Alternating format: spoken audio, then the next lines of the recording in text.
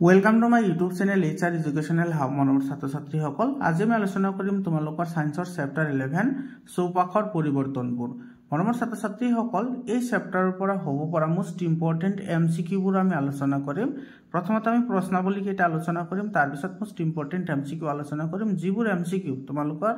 যিকোনো কম্পিটিটিভ এক্সামত আহিব। মৰমৰ ছাত্ৰ ছাত্ৰীসকল, তোমালোকে ক্লাছ 6 পৰা ক্লাছ 10 লৈকে সায়েন্স আৰু মেথছত কোনো ধৰণৰ টিউচন ল'ব নালাগে। 100% ফ্ৰী অফ কষ্ট তোমালোকে মোৰ চেনেলতে পঢ়িব পাৰিবা। মৰমৰ ছাত্ৰ ছাত্ৰীসকল, তো প্ৰথমতে আমি প্ৰশ্নাৱলীৰ এনসাৰ কেইটা চাম, তাৰ পিছত আমি এমচিকিউ কেইটা আলোচনা কৰিম। তো এতে চোৱা, 1 নম্বৰ প্ৰশ্নটোত কি কৈছে, শুদ্ধ উত্তৰটো বাছি উলিওৱা।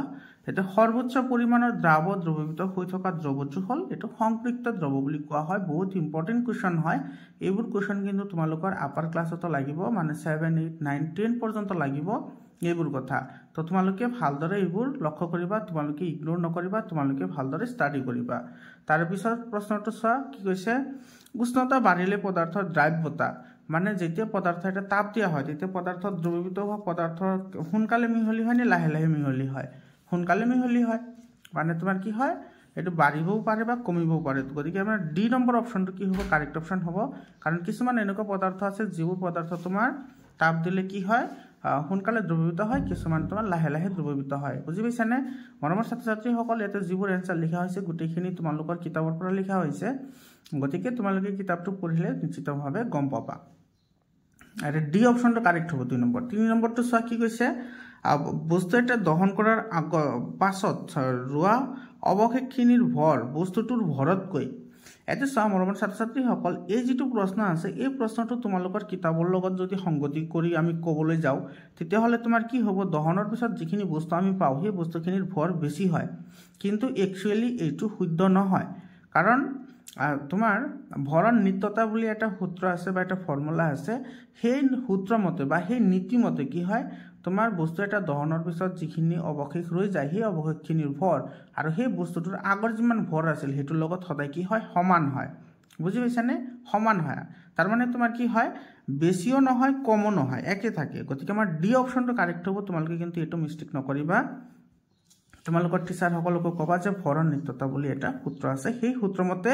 তোমাৰ বেছিও নহয় কমো নহয়, কি থাকে, একে থাকে। 2 নম্বৰ প্ৰশ্নটো চোৱা, নিম্নোক্তবোৰৰ পৰা ওলোটা দিশত হ'ব পৰা প্ৰক্ৰিয়া চিনাক্ত কৰা। ওলোটা দিশত হ'ব পৰা মানে এবাৰ পৰিৱৰ্তন হ'ল, আকৌ আমি আগৰ অৱস্থালৈ ঘূৰাই আনিব পাৰোঁ। যেনেকুৱা চোৱা, চাউলৰ পৰা ভাত ৰন্ধা। এতিয়া চোৱা, চাউলৰ পৰা আমি ভাত বনাব পাৰোঁ, কিন্তু ভাতৰ পৰা আমি চাউল বনাব নোৱাৰোঁ। গতিকে এইটো আমাৰ নহ'ব, সেইটো ওলোটা দিশৰ প্ৰক্ৰিয়া নহয়। তাৰপিছৰ প্ৰশ্নটো চোৱা, তাৰপিছৰ প্ৰশ্নটোত আমাৰ কি কৈছে, ইয়াতে চোৱা, কাগজ এখিলা ৰকেটৰ আকৃতিত কটা। ইয়াতে চোৱা, কাগজ এখিলা ৰকেটৰ আকৃতিত কটা হৈছে, কাটিছে, ঠিক আছে। তো কাটিলে সেই বস্তুটো আকৌ আমি কি কৰিব নোৱাৰোঁ, কাগজৰ আকৃতিলৈ ঘূৰাই আনিব নোৱাৰোঁ, ঠিক আছে। তাৰপিছত আছে তোমাৰ কাগজ এখিলা জ্বলোৱা, জ্বলিলে পুৰি ছাই হৈ যাব, গতিকে সেইটো আমি আগৰ অৱস্থালৈ ঘূৰাই আনিব নোৱাৰোঁ। কাগজ এখিলা ভাজ কৰি চৰাই বনোৱা, এইটো চোৱা, কাগজ এখিলা আমি ভাজ কৰি চৰাই বনাইছোঁ, ভাজহে কৰিছোঁ, ভাজটো খুলি দিলে আকৌ কি হ'ব, কাগজ হ'ব। গতিকে আমাৰ কি হ'ব, ইয়াৰে ডি অপশ্যনটো কি হ'ব, কাৰেক্ট অপশ্যন হ'ব। মম গলোৱা, মম গলালে আকৌ আমি কি বনাব পাৰিম, মম বনাব পাৰিম। গতিকে মম এবাৰ গলি গ'ল, সেই গলি যোৱা মমৰ পৰা আকৌ আমি মম বনাব পাৰিম। গতিকে আমাৰ ই নম্বৰটো কি হ'ব, ওলোটা দিশত হ'ব পৰা বিক্ৰিয়াৰ উদাহৰণ হ'ব। বুজি পালানে? তাৰপিছত চোৱা, আমাৰ তাৰপিছৰ প্ৰশ্নটোত আমাৰ কি কৈছে, ইয়াতে এইটো চোৱা, 3 নম্বৰ কুৱেশ্যনটো চোৱা, ইয়াতে আমাৰ কি কৈছে, ইয়াতে এটা কাঁচৰ বটলৰ মুখখন পানীত বুৰাই ৰখা হৈছে, তাৰ পাছত বটলটোৰ পিছফালে গৰম কৰা হৈছে, অলপ পাছত পানীত বুৰবুৰণি ওলাইছে। বুৰবুৰণি কিয় ওলাইছে?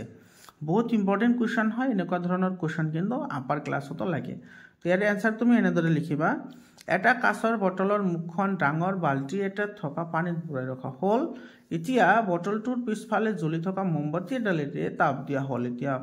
পানীত বুৰবুৰণিৰ সৃষ্টি হৈছে। ইয়াৰ কাৰণটো হ'ল যে জুইৰ তাপ পাই বটলটোৰ ভিতৰত থকা পানীখিনি বাহিৰলৈ ওলাই আহিবলৈ চেষ্টা কৰিছে। বায়ুৰ চলাচলৰ বাবে পানীত বুৰবুৰণিৰ সৃষ্টি হৈছে। বুজি পালানে? তোমালোকৰ কিতাপত এনেকৈ দিয়া আছে, সেইকাৰণে মই এনেদৰেই লিখিছোঁ। ইয়াৰ পিছৰ প্ৰশ্নটো চোৱা, কি কৈছে,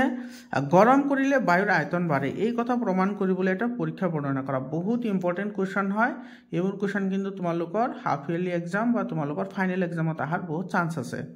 এটাৰ আনসাৰ লিখিবা এনেদৰে এটা বেলুন লোৱা হ'ল বেলুনটোৰ ভিতৰত থকা বায়ুখিনি গৰম কৰা হ'ল তাৰ পিছত লিখিবা গৰম কৰা হ'ল তাৰ পিছত এটো চা বায়ু গৰম হলে পাতল হয় আৰু ওপৰলৈ উৰি যায় বায়ু যেতিয়া গৰম হয় তেতিয়া বায়ু কি হয় পাতল হয় আৰু ঠাণ্ডা বায়ুতকৈ গৰম বায়ুৱে বেছি ঠাই আগুৰে অৰ্থাৎ বায়ু গৰম হলে কি হয় আয়তন বৃদ্ধি হয় ঠিক আছে বা তুমি এটো এনেকৈ প্ৰমাণ কৰিব পাৰা তুমি এটো এনেকৈ লিখিব পাৰা তোমাৰ বটল এটা লবা প্ৰথমতে বটলটো লৈ তুমি এনেদৰে লিখিবা বটল এটা লোৱা হ'ল আৰু বটলটোৰ মুখত বটলটোৰ ভিতৰত অলপ পানী ভৰাই মুখত এটা বেলুন লগোৱা হ'ল আৰু তেতিয়া সেই বটলটো গৰম পানীত ৰাখি দিলে বেলুনটো লাহে লাহে ফুলিবলৈ আৰম্ভ কৰে কাৰণ বটলৰ ভিতৰত থকা যিখিনি তোমাৰ বায়ু আছে সেই বায়ুখিনিৰ আয়তন বৃদ্ধি হয় ফলত তোমাৰ বেলুনটো ফুলিবলৈ আৰম্ভ কৰে তুমি এনেদৰে লিখিব পাৰা তো 5 নম্বৰ প্ৰশ্নটো চোৱা এলপিজি বায়ুতকৈ গধুৰ ধৰা ৰান্ধনী ঘৰত সিলিন্ডাৰৰ পৰা গেছ ওলাই আহে বতাহ যেনিবা বলে নাই গেছবিত ওপৰলৈ উৰি যাব নে তলফালে জমা হৈ থাকিব এটা চোৱা এটোৰ আনসাৰ তুমি কেনেদৰে লিখিবা এটো কিন্তু বহুত ইম্পৰ্টেন্ট হয় তোমাৰ ঘৰত যেটো ৰন্ধা কামত ইউজ কৰা হয় যেটো গেছ হেতু এলপিজি গেছ হয় সেই এলপিজি গেছটো যদি টেংকিৰ পৰা যদি বাহিৰত ওলাই আহে হেতু তোমাৰ ওপৰ ফালে গুছি যাব নে তল ফালে যাব হেতু আমাক খুদিছে তেতে চোৱা এলপিজি বায়ুতকৈ গধুৰ ধৰা ৰান্ধনী ঘৰত সিলিন্ডাৰৰ পৰা গেছবিত ওলাই আছে বতাহ যেনিবা বলা নাই এলপিজি গেছবিত ওপৰলৈ উৰি যাব ইয়াৰ কাৰণ হল ই অক্সিজেনৰ সংস্পৰ্শত অহাৰ লগে লগে পাতল হৈ পৰে আৰু ই অত্যন্ত জ্বলনশীল এটো চোৱা এলপিজি তো আমাৰ বায়ুতকৈ গধুৰ হয় ঠিকই কিন্তু যেতিয়া তোমাৰ টেংকিৰ পৰা বাহিৰত ওলাই আহে তেতিয়া কি কৰে ই অক্সিজেনৰ লগত বিক্ৰিয়া কৰি তোমাৰ কি হয় পাতল হয় আৰু পাতল হোৱাৰ ফলত তোমাৰ কি হয় বায়ুৰ লগত হেতু মিহলি হৈ যায় বুজি পালানে আৰু পিছৰ প্ৰশ্নটো চোৱা জ্বলালে মমবাতি এডাল নাইকিয়া হৈ যায় কিয় হেতু লিখিব দিছে বহুত ইম্পৰ্টেন্ট কোৱেশ্চন হয় এতে ছয়টাৰ আনসাৰ লিখিবা এনেদৰে মমবাতি এডাল জ্বলালে বস্তুটি অক্সিজেনৰ লগত লগ হৈ জলীয় ভাব আৰু কাৰ্বন ডাই অক্সাইড উৎপন্ন কৰে ফলত মমবাতিডাল নোহোৱা হৈ যায় তাৰ পিছৰ প্ৰশ্নটো চোৱা দ্ৰাৱক আৰু সংপৃক্ত দ্ৰৱৰ সংজ্ঞা লিখা দ্ৰাৱ আৰু দ্ৰাৱকৰ উদাহৰণ দিয়া বহুত ইম্পৰ্টেন্ট কোৱেশ্চন হয় এইখিনি কথা কিন্তু তোমালোকৰ ক্লাস 9ত লাগিব ক্লাস 9ত আছে এইবোৰ কথা তাৰ পিছৰ প্ৰশ্নটো চোৱা এটো তোমাৰ আনসাৰ লিখিবা এনেদৰে দ্ৰাৱক কাক কয় দ্ৰৱত যিটোৰ পৰিমাণ কম তাক দ্ৰাৱ বোলে উদাহৰণ চেনি পানীৰ দ্ৰৱত চেনি চোৱা চেনি পানীৰ দ্ৰৱত তোমাৰ পানী বেছি থাকিব আৰু চেনি কম থাকিব গতিকে চেনিটো তোমাৰ কি হ'ব দ্ৰাৱ হ'ব তাৰপিছত দ্ৰাৱক চোৱা দ্ৰৱৰ যিটোৰ পৰিমাণ বেছি থাকে তাক দ্ৰাৱক বোলা হয় উদাহৰণ হিচাপে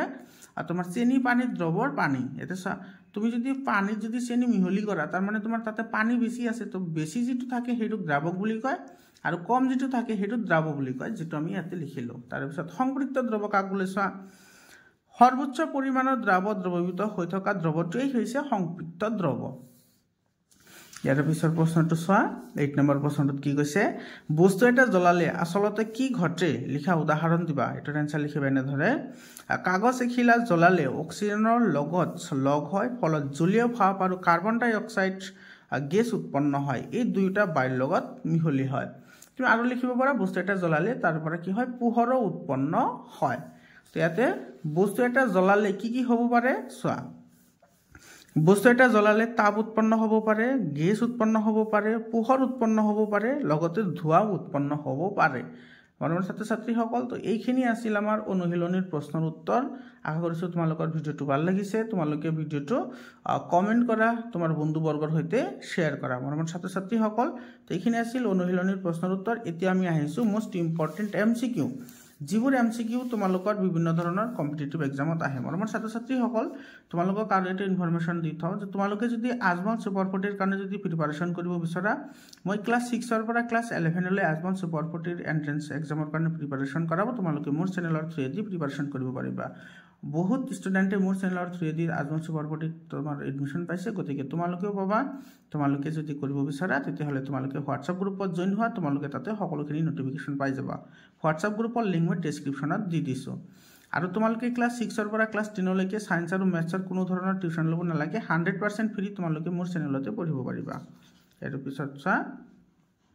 এমসিকিউৰ আমাৰ কি আছে চা এতে কৈছে তলৰ কোনটো ভৌতিক পৰিৱৰ্তন মানে যেটো পৰিৱৰ্তন এবাৰ হলে আকৌ আমি কি কৰিব পাৰো আগৰ অৱস্থালৈ ঘূৰাই আনিব পাৰো সা কাগজ এটা পুৰি গৈছে তো ছাই হ'ব ছাইৰ পৰা আকৌ আমি কাগজ বনাব নোৱাৰি গতিকে এটো ভৌতিক পৰিৱৰ্তন নহয়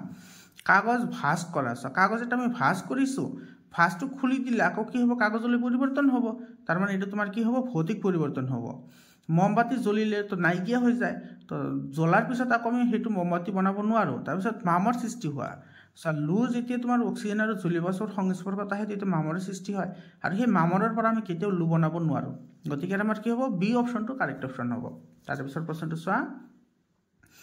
ৰাসায়নিক পৰিৱৰ্তনৰ ক্ষেত্ৰত কোনটো শুদ্ধ বহুত ইম্পৰ্টেন্ট কোৱেশ্চন হয় এইবোৰ কোৱেশ্চন কিন্তু তোমালোকৰ ক্লাস 8 9 ত লাগিব ঠিক আছে তো এতে চোৱা আৰ নতুন পদাৰ্থ উৎপন্ন নহয় তাপ উৎপন্ন নহয় আগৰ অৱস্থালৈ ঘূৰাই আনিব নোৱাৰি আগৰ অৱস্থালৈ ঘূৰাই আনিব পাৰি এটো কৈছে কোনটো শুদ্ধ ৰাসায়নিকৰ ক্ষেত্ৰত ঠিক আছে তো ইয়াৰ কি হ'ব সি অপচনটো কাৰেক্ট হ'ব আগৰ অৱস্থালৈ ঘূৰাই আনিব নোৱাৰি তোমাৰ ৰাসায়নিক পৰিৱৰ্তন হলে এবাৰ যদি পৰিৱৰ্তন হয় হেতু আকৌ আমি আগৰ অৱস্থালৈ ঘূৰাই আনিব নোৱাৰো যেনেকা কাগজ এখন পুৰিলে ছাই হয় সেই ছাইৰ পৰা আকৌ আমি কি বনাব নোৱাৰো কাগজ বনাব নোৱাৰো ইয়াৰ পিছৰ প্ৰশ্নটো চোৱা আটাৰ পৰা ৰুটিৰ লডা বনোৱা হল এটো কি প্ৰক্ৰিয়া আটাৰ পৰা লডা বনোৱা হৈছে আটাৰ পৰা লডা মানে বুজিবা ৰুটি বনোৱাৰ আগতে যিখিনি তোমাৰ আটা মথা হয় মথিলে যেটো বস্তু পাও হেতু আমি লডা বুলি কও তো তোমাৰ আটাৰ পৰা যদি ৰুটি বনাবলৈ যেটো লডা প্ৰস্তুত কৰা হয় হেতু তোমাৰ ভৌতিক পৰিৱৰ্তন ঠিক আছে তেতিয়া তোমাৰ কি হ'ব এ নম্বৰ অপচনটো কাৰেক্ট অপচন হ'ব পানী বাষ্পীভূত হোৱা প্ৰক্ৰিয়াটো হ'ল পানী যেতিয়া তোমাৰ তাপ দিয়া হয় তেতিয়া পানী কি হয় বাষ্পীভূত হয় আৰু এই পানী বাষ্পীভূত হোৱা প্ৰক্ৰিয়াটো কি হয় ভৌতিক প্ৰক্ৰিয়া হয় তাৰ কি হ'ব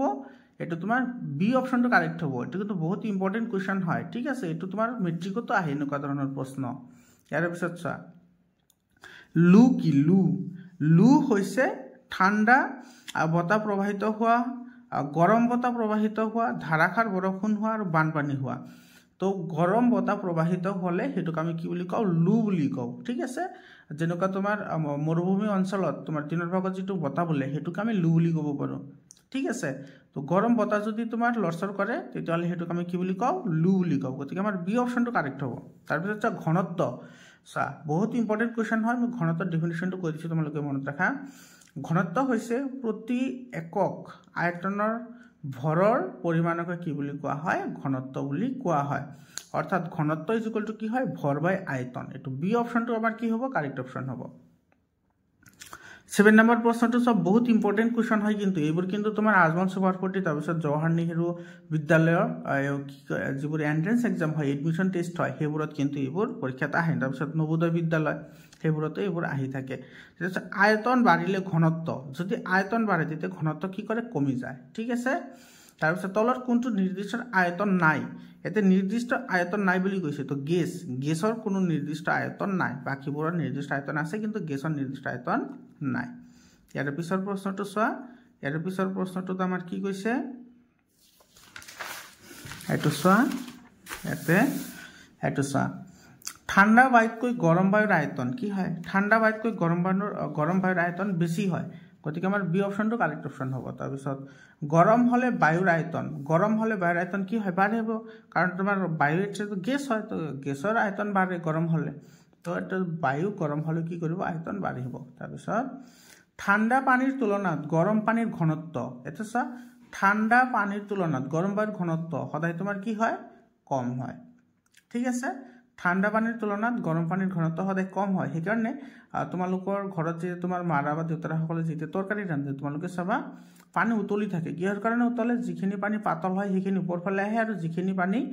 তোমাৰ ঠাণ্ডা থাকে সেইখিনি পানী তল ফালে যায় তো এনেকৈ এটা ফ্লোৰ সৃষ্টি হয় যাক আমি উতলা বুলি কওঁ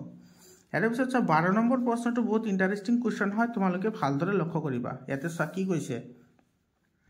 তোমাক দুটা পাত্ৰ এ আৰু বি দিয়া আছে এ পাত্ৰত ঠাণ্ডা পানী আছে আৰু বি পাত্ৰত গৰম পানী আছে দুইটা পাত্ৰত তুমি নিমখ বা চেনি দ্ৰৱীভূত কৰিব বিচাৰিছা কোনটো পাত্ৰত সোনকালে মিহলি হ'ব বহুত ইম্পৰ্টেন্ট কোৱেশ্চন হয় এতে তোমাৰ দুটা পাত্ৰ দিছে এটা দিছে এ পাত্ৰ এটা দিছে বি আৰু এ পাত্ৰত আছে ঠাণ্ডা পানী আৰু বি পাত্ৰত আছে কি গৰম পানী আমি সকলে জানো যে তোমাৰ গৰম বস্তুত সদায় তোমাৰ কি হয় দ্ৰৱীভূত হোৱাৰ যেটো হাৰ বা যেটো পৰিমাণ হেতু কি হয় বেছি হয় গতিকে আমাৰ কি হ'ব ইয়াতে যেটো বি পাত্ৰ আছে সেই বি পাত্ৰটোত কি হ'ব সোনকালে মিহলি হ'ব অৰ্থাৎ দ্ৰৱণীয়তা বি পাত্ৰটোত বেছি হ'ব গতিকে আমাৰ কি হ'ব বি অপচনটো আমাৰ কাৰেক্ট অপচন হ'ব বি বুজি পালানে তাৰ পিছত প্ৰশ্নটো চোৱা গেছীয় পদাৰ্থ জলীয় অৱস্থালৈ পৰিৱৰ্তন হোৱা প্ৰক্ৰিয়াটো কি হয় এটা গেছীয় পদাৰ্থ জলীয় অৱস্থালৈ পৰিৱৰ্তন হোৱা প্ৰক্ৰিয়াটো হল ঘনীভৱন যেনেকুৱা আমাৰ নিয়ৰ পৰে হয়নে ঠাণ্ডাৰ দিনত যে নিয়ৰ পৰে বা কুঁৱলী পৰে সেইবোৰ তোমাৰ ঘনীভৱনৰ উদাহৰণ হয় তাৰপিছত চোৱা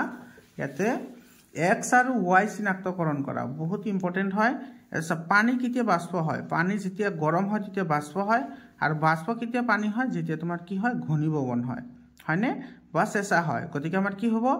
এক্স ইয়াতে এক্সটো দিছে এক্স হ'ব কি পানী যেতিয়া বাষ্প কেতিয়া হ'ব যেতিয়া গৰম হ'ব যেহেতু এক্সটো গৰম আছে আৰু বাষ্প কেতিয়া পানী হ'ব যেতিয়া তোমাৰ বাষ্প চেঁচা হ'ব গতিকে আমাৰ এ নম্বৰ অপশ্যনটো আমাৰ কি হ'ব কাৰেক্ট অপশ্যন হ'ব তাৰপিছত চা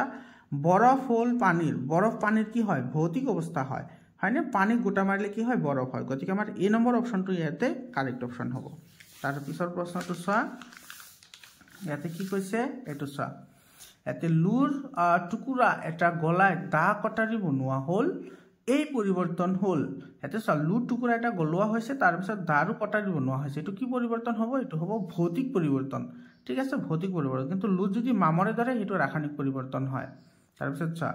এলপিজিৰ সম্পূৰ্ণ নাম বহুত ইম্পৰ্টেণ্ট হয় এইটো কিন্তু ইয়াৰে যিবোৰ প্ৰশ্ন মই লৈছোঁ গোটেইকেইটা প্ৰশ্ন তোমালোকৰ কম্পিটিটিভ এক্সামৰ কাৰণে খুবেই গুৰুত্বপূৰ্ণ হয় এলপিজিৰ সম্পূৰ্ণ নাম হৈছে লিকুইফাইড পেট্ৰলিয়াম গেছ ইয়াৰ বি অপশ্যনটো কাৰেক্ট অপশ্যন হ'ব লিকুইফাইড পেট্ৰলিয়াম গেছ তাৰপিছত এলপিজি মানে তোমালোকৰ ঘৰত যিটো ৰন্ধা কাৰ্যত ইউজ কৰা হয় সেইটো গেছ এলপিজি গেছৰ শিখাৰ বৰণ কেনেকুৱা চ' এলপিজি যেতিয়া জ্বলে তেতিয়া শিখাটো কেনেকুৱা হয় নীলা হয় গতিকে আমাৰ চি অপশ্যনটো কাৰেক্ট অপশ্যন হ'ব মমবাতি জ্বলালে নাইকিয়া হয় কাৰণ কি মমবাতি জ্বলালে জলীয় বাষ্প আৰু কাৰ্বন ডাই অক্সাইডলৈ কি হয় পৰিৱৰ্তন হয় সেইকাৰণে মমবাতিটা জ্বলালে নাইকিয়া হৈ যায় বহুত ইম্পৰ্টেণ্ট কুৱেশ্যন হয় তো ইয়াতে তোমাৰ কি হ'ব এইটো তোমাৰ বি অপশ্যনটো কাৰেক্ট হ'ব জলীয় বাষ্প আৰু কাৰ্বন ডাই অক্সাইডলৈ পৰিৱৰ্তন হয় তাৰপিছত প্ৰশ্নটো চোৱা মেগনেছিয়ামৰ বৰণ হ'ল মেগনেছিয়ামৰ বৰণ কেনেকুৱা বগা মেগনেছিয়াম যে এটা ধাতু হয় এই ধাতুৰ বৰণ হৈছে বগা তাৰপিছত চোৱা মেগনেছিয়ামৰ ফিটা এডাল জ্বলালে কি উৎপন্ন হয় চোৱা মেগনেছিয়ামৰ ফিটা এডাল জ্বলালে মেগনেছিয়াম অক্সাইড MgO মানে মেগনেছিয়াম অক্সাইড পোহৰ আৰু তাপ উৎপন্ন হয় গতিকে এই নম্বৰ অপশ্যনটো কি হ'ব কাৰেক্ট অপশ্যন হ'ব তাৰপিছত প্ৰশ্নটো চোৱা মেগনেছিয়াম জ্বলালে উৎপন্ন হোৱা মেগনেছিয়ামৰ ভৰ মেগনেছিয়ামতকৈ এইটো কি হ'ব বেছি হ'ব তোমালোকৰ কিতাপত ডাইৰেক্টলি দিয়া আছে এইটো কি হ'ব বেছি হ'ব হা কিন্তু আপাৰ ক্লাছৰ ক্ষেত্ৰত কিন্তু এইটো তোমাৰ শুদ্ধ নহয় তোমালোকৰ ক্লাছ হিচাপে এইটো শুদ্ধ হয় তো মেগনেছিয়াম জ্বলালে Mg মানে মেগনেছিয়াম জ্বলালে উৎপন্ন হোৱা মেগনেছিয়াম অক্সাইডৰ ভৰ মেগনেছিয়ামতকৈ কি হ'ব বেছি হ'ব বুজি পালানে তাৰপিছৰ প্ৰশ্ন চোৱা ইয়াতে কি কৈছে দ্ৰৱ এটা যিটোৰ পৰিমাণ বেছি থাকে তাক কি বুলি কোৱা হয় দ্ৰাৱক বুলি কোৱা হয় যেনেকুৱা তুমি যদি পানীত চেনি মিহলি কৰা তেতিয়াহ'লে তাতে পানী বেছি থাকিব আৰু চেনি কম থাকিব গতিকে চেনি হ'ব দ্ৰাৱ আৰু তোমাৰ পানী হ'ব দ্ৰাৱক ঠিক আছে যিটোৰ পৰিমাণ বেছি থাকে সেইটোকে দ্ৰাৱক বুলি কয় তাৰপিছত চোৱা দ্ৰৱ এটাত সৰ্বোচ্চ পৰিমাণৰ দ্ৰব্য দ্ৰৱীভূত হৈ থাকিলে দ্ৰৱটো কি বুলি কোৱা হয় সংপৃক্ত দ্ৰৱ বুলি কোৱা হয় তাৰপিছত প্ৰশ্নটো দ্ৰৱ এটাৰ উষ্ণতা বাঢ়িলে দ্ৰৱৰ দ্ৰাব্যতা কি হয় উষ্ণতা বাঢ়িলে দ্ৰাব্যতা কি হয় বাঢ়ে হয়নে মানে যদি তাপ দিয়া হয় তেতিয়াহ'লে সোনকালে কি হয় মিহলি হয় 26 নম্বৰ চা পদাৰ্থ এটা জ্বলাবলৈ কোনটো গেছৰ প্ৰয়োজন নহয় এত প্ৰয়োজন নহয় বুলি কৈছে চোৱা অক্সিজেন লাগে জ্বলন উষ্ণতাও লাগে মানে কোনো এটা বস্তু জ্বলাবলৈ হ'লে প্ৰথমতে হেতু তুমি জুই লগাব লাগিব তাৰ পিছতে জ্বলিব তাৰ পিছত দাহ্য পদাৰ্থ লাগিব মানে সেইটো পদাৰ্থহে আমি জ্বলাব পাৰিম যিটো পদাৰ্থ জ্বলিব সকলো পদাৰ্থটো নজ্বলে এটা তুমি যদি মাটি যদি জ্বলাবলৈ ট্ৰাই কৰা মাটি জ্বলিব নেকি নজ্বলে তাৰ মানে আমাৰ কি লাগিব অক্সিজেনও লাগিব জ্বলন উষ্ণতাও লাগিব দাহ্য পদাৰ্থও লাগিব কিন্তু কাৰ্বন ডাই অক্সাইড নালাগে কাৰ্বন ডাই অক্সাইডে জুই নুমুৱাতে কি কৰে সহায় কৰে তাৰপিছৰ প্ৰশ্নটো চোৱা দ্ৰব্যৰ দ্ৰাব্যতা নিৰ্ভৰ কৰা কাৰক কাৰ ওপৰত নিৰ্ভৰ কৰে মানে কোনটো সোনকালে মিহলি হ'ব বা কোনটো লাহে লাহে মিহলি হ'ব সেইটো নিৰ্ভৰ কৰে পদাৰ্থৰ উষ্ণতাৰ ওপৰত আৰু পদাৰ্থৰ প্ৰকৃতিৰ ওপৰত ঠিক আছে গতিকে এ আৰু বি দুটা শুদ্ধ হ'ব তো এটা আমাৰ সি অপশ্যনত আছে চোৱা গতিকে আমাৰ সি অপশ্যনটো কি হ'ব কাৰেক্ট অপশ্যন হ'ব মনমন ছাত্ৰ ছাত্ৰীসকল তোমালোকক আকৌ কৈছোঁ তোমালোকে সায়েন্স আৰু মেথছৰ কাৰণে তোমালোকৰ কোনো টিউশ্যন ল'ব নালাগে ক্লাছ 10 লৈকে 100% ফ্ৰী অফ কষ্ট তোমালোকে মোৰ চেনেলতে সকলো বস্তু পাই যাবা মোস্ট ইম্পৰ্টেণ্ট MCQ পাই যাবা আৰু তোমালোকৰ মেট্ৰিক পৰীক্ষাত 99% কমন আহাকৈ সকলো বস্তু তোমালোকে মোৰ চেনেলতে পাই যাবা তোমালোকে হোৱাটছআপ গ্ৰুপত জইন হোৱা তোমালোকে হোৱাটছআপ গ্ৰুপতে সকলো বস্তু পাই যাবা মৰমৰ ছাত্ৰ ছাত্ৰীসকল আজিৰ কাৰণে এইখিনিয়ে আকৌ লগ পাম বেলেগ এটা ভিডিঅ'লৈ ধন্যবাদ